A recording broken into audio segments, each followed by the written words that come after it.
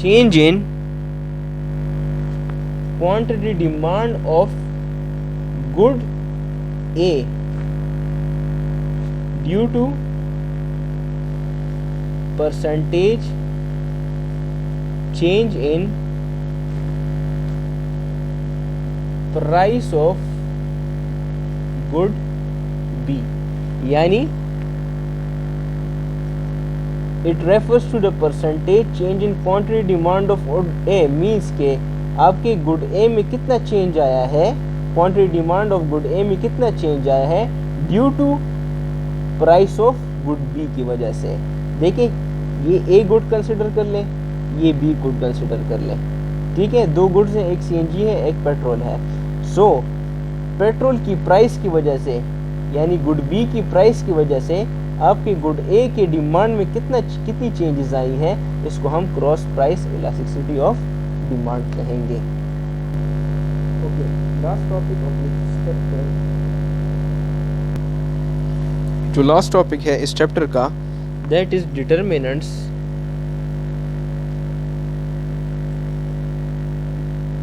Of elasticity of demand.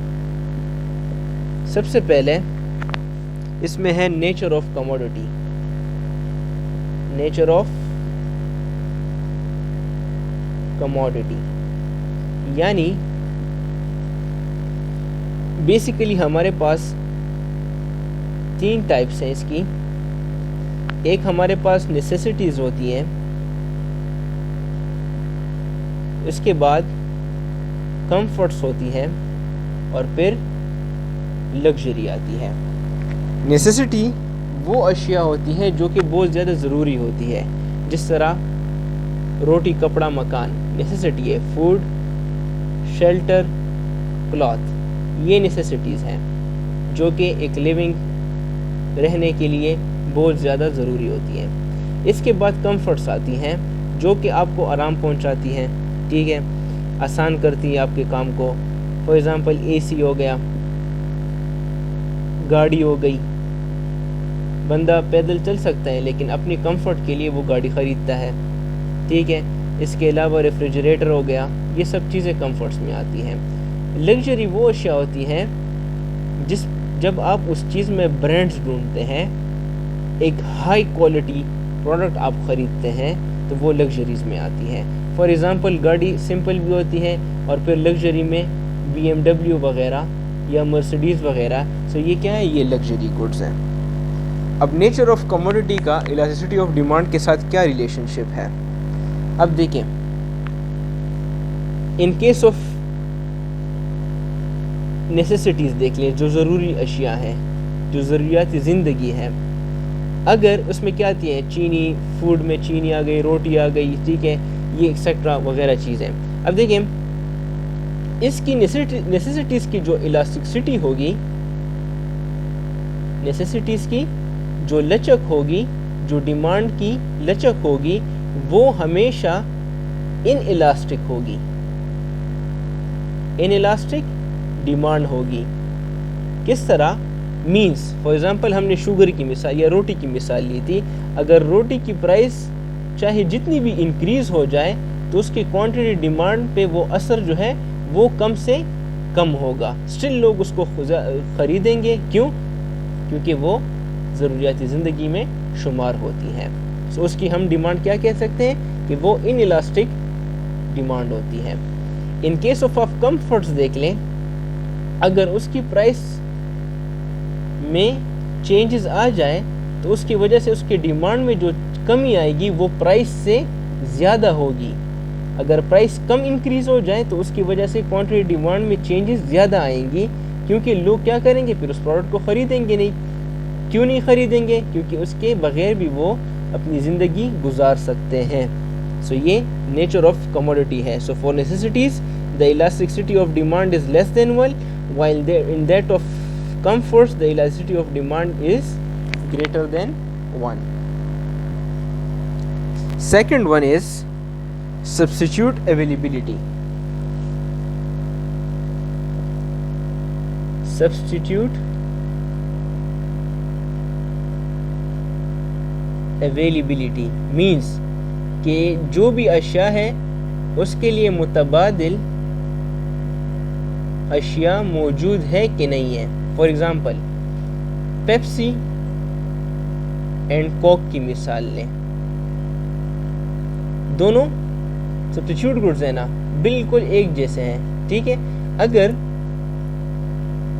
Pepsi की price increase हो जाए, ठीक है, सो लोग कहाँ शिफ्ट कर जाएंगे, फिर लोग ज़्यादा से ज़्यादा कोक खरीदेंगे, जबकि प्राइस ऑफ कोक में कोई फ़र्क नहीं आया, लेकिन प्राइस ऑफ पेप्सी की वजह से लोग ज़्यादा कोक को अब प्रेफर कर रहे हैं, क्योंकि ये दोनों क्लोज सब्स्टिट्यूट्स हैं। क्लोज सब्स्टिट्यूट से मुराद ये है कि ये भी वो फंक्शन अदा कर रहा है। सो इन केस ऑफ इलास्टिसिटी हम ये कह सकते हैं, if a community has close substitute means Pepsi के लिए कोक जो है वो क्लोज सब्स्टिट्यूट है। अगर एक प्रोडक्ट के लिए क्लोज सब्स्टिट्यूट मौजूद होगा, so in that case the elasticity of demand will be more. So इस केस में क्या होगा, इलास्टिसिटी ऑफ डिमांड 1 से ज़्यादा होगा। अगर पेप्सी की प्राइस में अगर 2 रुपये भी इंक्रीज आ जाए तो लोग ज़्यादा शिफ्ट कर जाएंगे कोक की तरफ। सो ये ईडी इज़ ग्रेटर देन 1 कहलाएगा। थर्ड है nature and use of product. देखिए, अब कुछ प्रोडक्ट्स हमारे पास ऐसी होती हैं जो कि हम उससे डिफरेंट फंक्शंस हासिल कर सकते हैं। मिसाल के तौर पर कोयला है, कोयल, इसको हम कुकिंग में भी यूज़ कर सकते हैं, इसको हम इंडस्ट्रीज़ में भी यूज़ कर सकते हैं, और सर्दियों में इससे हीट भी ले सकते हैं। देखिए, प्रोडक्ट एक प्रोडक्ट है लेकिन उसके फंक्शंस एक से ज़्यादा हैं। इस केस में इलास्टिसिटी ऑफ डिमांड क्या हुई ऐसी प्रोडक्ट्स की। फॉर एग्ज़ाम्पल अगर कोयले की प्राइस डिक्रीज़ हो जाए तो उसकी क्वांटिटी डिमांड बेहद इंक्रीज़ हो जाएगी, लार्ज अमाउंट पे इंक्रीज़ हो जाएगी, ठीक है। क्यों? क्योंकि हम इससे डिफरेंट फंक्शंस अदा करते हैं, ले सकते हैं। So in this case the price of such product which has many uses decreasing by even smaller amount, then there will be a large increase in the quantity demand for that product. अगर उसके price में थोड़ा सा भी increase आ जाए तो उसकी वजह से उसकी क्वांटिटी डिमांड में ज़्यादा से ज़्यादा इंक्रीज आएगा। सो ये कुछ प्रोडक्ट्स ऐसी होती हैं। इसके बाद है share of budget spend on a good. अब देखिए, कुछ अशिया ऐसी होती हैं हमारे घरों में भी जो कि हम बहुत स्मॉल अमाउंट में यूज़ करते हैं, लेकिन उसकी नेसेसिटी ज़रूरत बहुत ज़्यादा होती है। मिसाल के तौर पर आप नमक ले लें, सॉल्ट ले लें। सॉल्ट हम थोड़ा सा इस्तेमाल करते हैं अपने कुकिंग में, ठीक है, लेकिन ये बेइंतहा नेसेसिटी ज़रूरी है।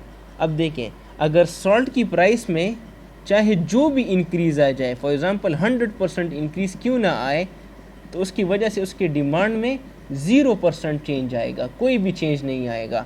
सो ये कौन सी प्रोडक्ट्स होती हैं? इस तरह के प्रोडक्ट्स को हम परफेक्टली